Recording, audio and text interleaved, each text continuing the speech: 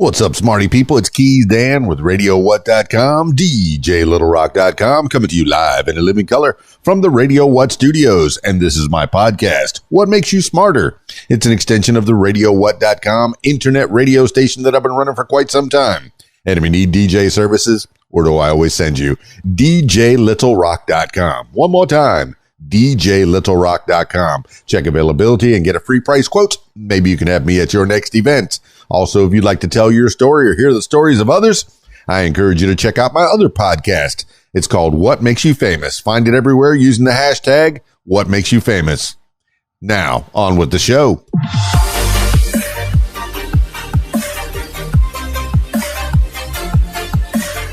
Oh, you know I like some interesting facts. And today is an interesting fact. The word scientist, the word scientist dates back to only 1834. It's not that long ago. And there's been scientists since people have been aware, I guess.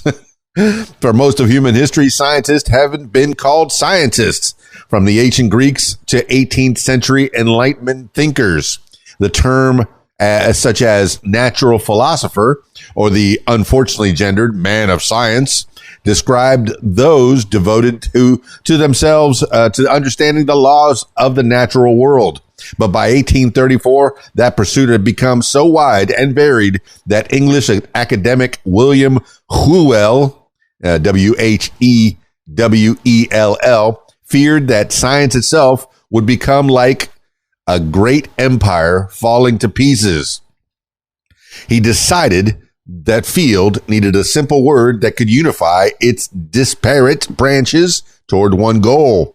And the inspiration for the word came from someone who wasn't a man of science at all.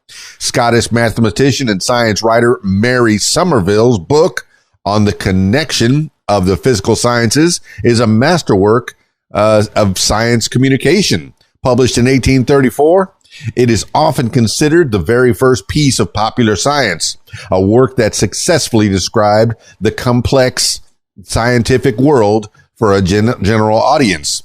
Crucially, it also framed the pursuit of science as a connected global effort and not as fractured professions siloed in separate societies.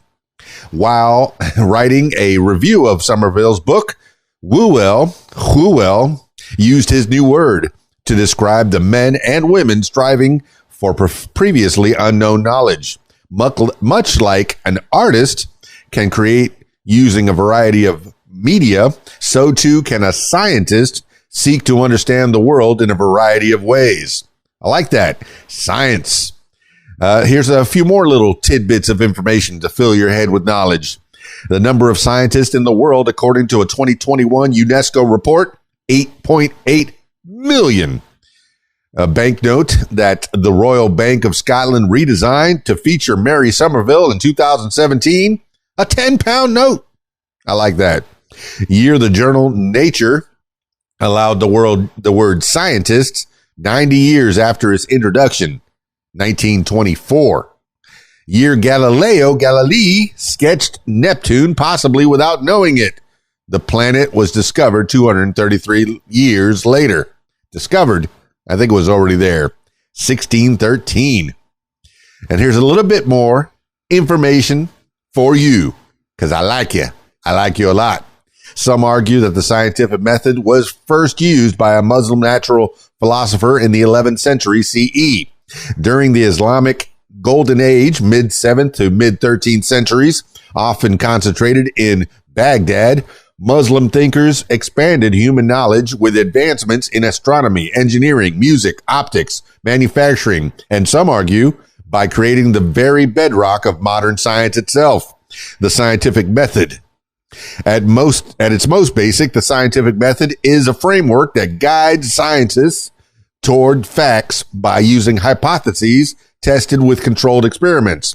Working mostly in Cairo in the early 11th century, polymath Ibn al-Haytham used this method to produce some of his greatest breakthroughs in optics, one of which included the camera obscura, an optical device that was a forerunner of the modern camera. By the 13th century, Al-Hathim work had been anonymously translated and found its way into the hands of Roger Bacon, an English philosopher who embraced Al-Hathim's empirical approach and formed the foundations of modern European science. Science! Are you a scientist? Do you like science? Do you science? I think people science all the time. You know, they're mixing up concoctions, making their drinks, making their food. I think that's all forms of scientists, the forms of science. But would you call yourself a scientist? I don't know. I like me some science. That's it for this edition of What Makes You Smarter. Hey, if you'd like to tell your story or hear the stories of others, I encourage you to check out my other podcast. It's called What Makes You Famous.